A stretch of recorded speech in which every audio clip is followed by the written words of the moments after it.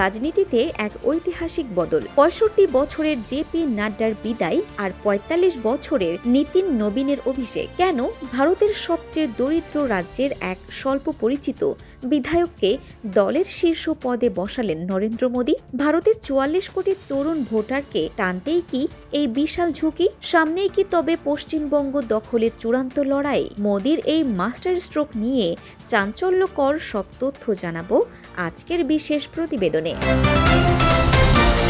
দর্শক, নয়াদিল্লিতে এক বর্ণাঢ্য অনুষ্ঠানের মাধ্যমে ভারতীয় জনতা পার্টির ১২তম সভাপতি হিসেবে দায়িত্ব গ্রহণ করেছেন নীতিন নবীন। পূর্বাঞ্চলীয় রাজ্য বিহারের ৫ বারের এই আইন প্রণেতা বিজেপির ইতিহাসে সর্বকনিষ্ঠ সভাপতি। সবচেয়ে অবাক করা বিষয় হল, প্রধানমন্ত্রী মোদী নিজে তার নাম প্রস্তাব করাই তিনি বিনা প্রতিদ্বন্দ্বিতায় নির্বাচিত হয়েছেন। নবীন যখন শপথ নিচ্ছিলেন তখন ৭৫ বছর বয়সী মোদী সস্মিত হাস্যে বলেন, দলের কথা বলতে গেলে আমি একজন কর্মী আর নীতিন নবীন আমার বস। মোদীর এই মন্তব্য রাজনৈতিক মহলে ব্যাপক আলোচনার জন্ম দিয়েছে। আগামী ৩ বছরের জন্য বিজেপির ঝান্ডা থাকবে এই তরুণ নেতার হাতে। বিজেপির এই প্রজন্মগত পরিবর্তনের পেছনে রয়েছে গভীর গাণিতিক সমীকরণ। ভারতের ১০০ কোটি ভোটারের মধ্যে প্রায় ৪০% বেশি মানুষের বয়স ১৮ থেকে ৩৯ বছরের মধ্যে। ২০২৪ সালের সাধারণ নির্বাচনে বিজেপি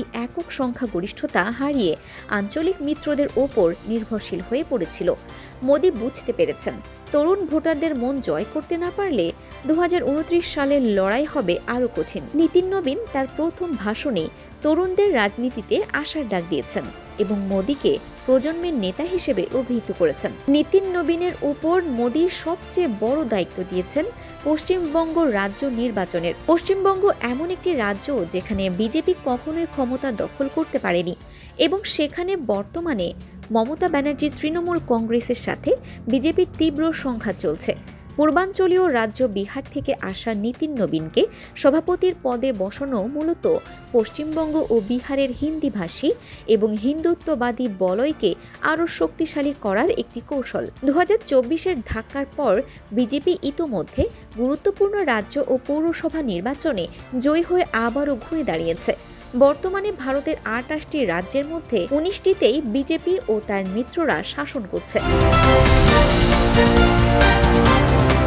মোদীর এই নতুন বাজি কি পারবে পশ্চিমবঙ্গ দখল করতে? তরুণ ভোটাররা কি বিজেপির এই নতুন নেতৃত্বকে গ্রহণ করবে? আপনার কি মনে হয়, নীতিন নবীন কি পারবেন মোদীর উত্তরাধিকারী হয়ে উঠতে? কমেন্ট বক্সে আপনার মতামত জানান।